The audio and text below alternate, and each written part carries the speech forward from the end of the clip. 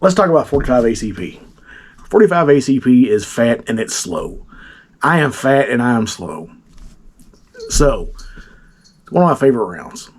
It's a very versatile round. I can load them hot. I can load them slow. I can load a 230 grain just for plinking. I can load 185 grain for some pretty good velocity out of a 4.5, 5-inch barrel. So today we're going to talk about two double stack 45 ACPs.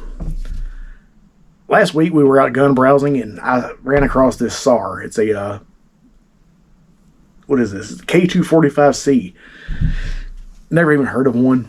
I've been wanting a all steel 45 that was a double stack.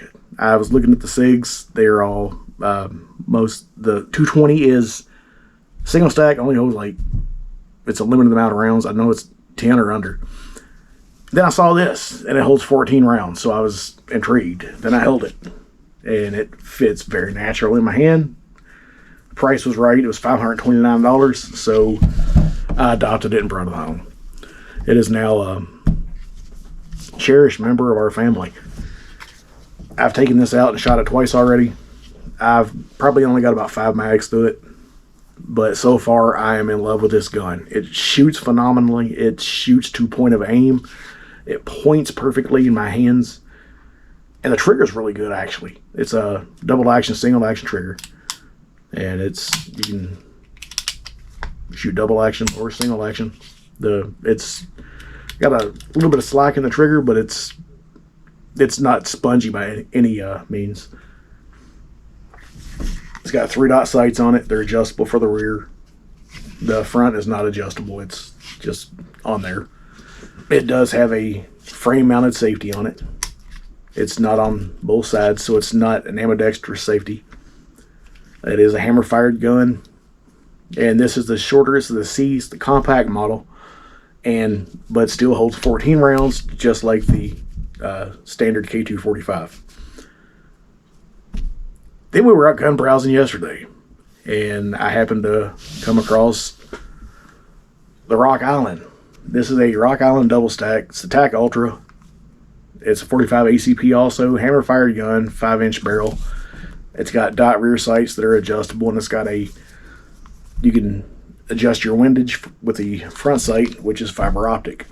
It's got a full-length guide rod in it, meaning it comes all the way out to the end instead of having that weird bushing that most 1911s have. It's still a bushing, but it's got a hole in it for the guide rod. The trigger on this is nothing to write home about. It's about a 6-pound trigger. The trigger on the SAR is about 5.5 pounds. I'm going to do some work to this, make this trigger a lot better than what it is. Now, shooting it, I was impressed with how well this shot. The recoil impulse on this was next to nothing because of the weight of the gun. This is a very heavy gun as well as the SAR. They're both right around 3 pounds loaded. The beaver tail on this is quite huge, actually, so it's, if you get slide bite with this, it's because you're trying. It's got a really nice beveled mag well in it, and it's easy to do mag changes on it. Let's see which mag is which. This is that mag goes right in. If the mag's loaded and the slide is shut, you got to pound this mag in here. It's a very tight fit. The SAR is about the same way. When you put the mag in the SAR, if it's full and the slide is forward, you got to smack the shit out of it to get it in there. Now, as far as mag interchangeability, I was looking at these and they look very similar. They're both Metgar mags, both Italian made. The followers are a little bit different, not much different. The base plates is where the kicker is at. This is the Rock Island mag. This is the SAR mag. The SAR mag sticks out a little bit farther. Almost dropped the gun to be even on the bottom of the mag well. So it fits that line perfectly. And my cat's in here chilling out. Now the Rock Island mag fits in here as well, but it's got a little bit of a gap there. My hands don't even come close to touching it. So we did shoot this with this mag in the SAR. The Rock Island mag shot flawlessly in the SAR. No issues at all. The SAR mag will not fit with this mag well. I'm going to bevel out this mag well so this will fit. Where this has a little bit of extra real estate on the front, causes it not to be able to lock in. I did take the other mag because the SAR came with 2 mags, and I cut the front of it off. It's real shitty, but I've already ordered a base plate for this. It's a +2 base plate. With that trimmed off of it, locks right in. And it did function in the Rock Island. I'm going to take these out later and do some more testing with them just to make sure that the mags are interchangeable and that the base plate or the mag follower is not going to be an issue with either one of them. But I thought that was kind of neat that these mags are somewhat interchangeable, and they will be 100% interchangeable as long as they function reliably with this bevel taken out of that mag well. Now, the Rock Island is built like a tank. I was very impressed. I've seen the single stacks for as low as about $400. I've seen a lot of, people badmouth Rock Island. I've had 2 other revolvers. I still got both of them. I blew one up on purpose, and the other one I bought just because it was a decent revolver. After I blew the other one up, I was really impressed with it. So I bought another one just to have it, and it's been flawless so far. Built like a tank. This gun here, built like a tank. This is made in the Philippines. This was made in Turkey.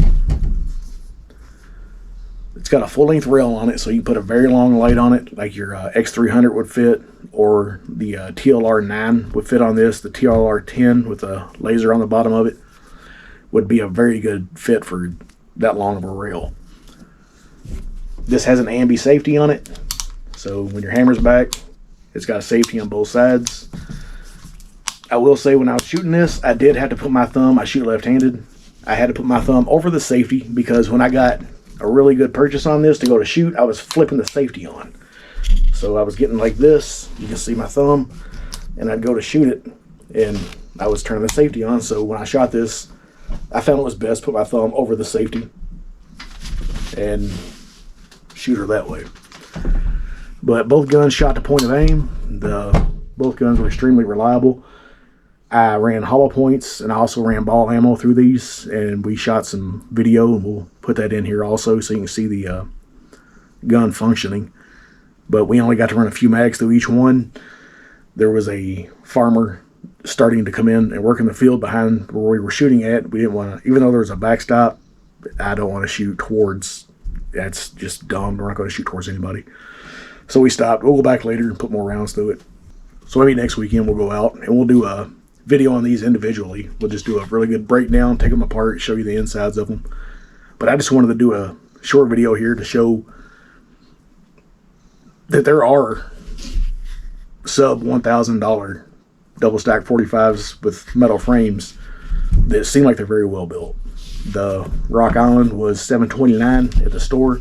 This was $529. $200 difference, but you're also getting a double stack 1911, which most of your double stack 1911s are $1,500 and up.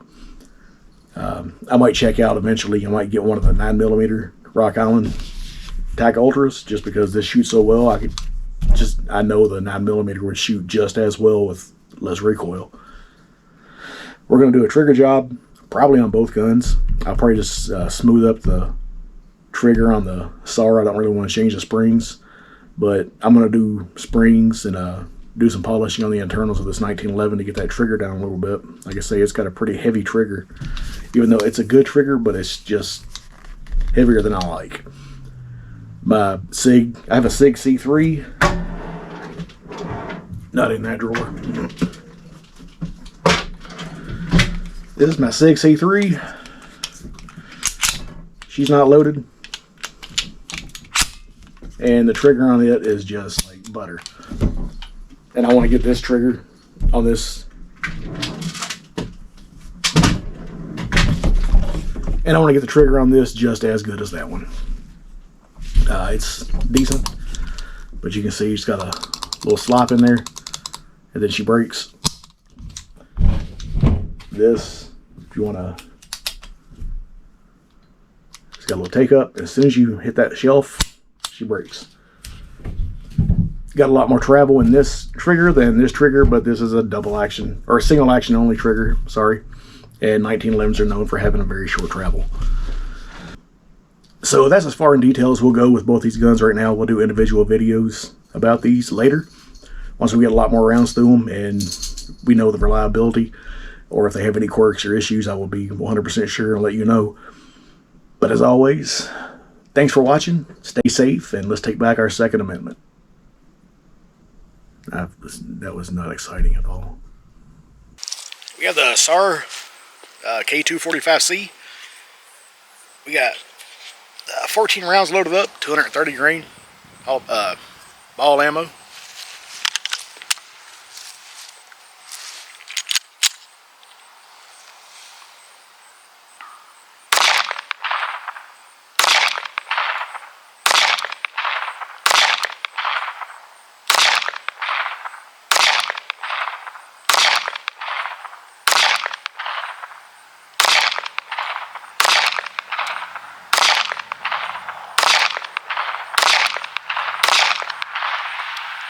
Yep, ran them all.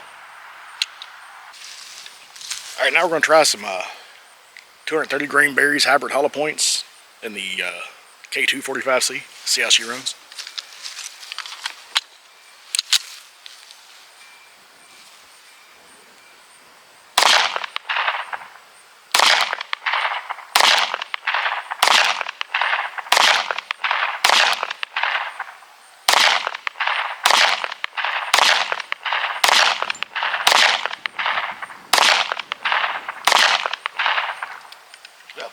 Ran them all. We got some 230 grain berries, hybrid hollow points. We're going to see if this Rock Island 1911 likes hollow points.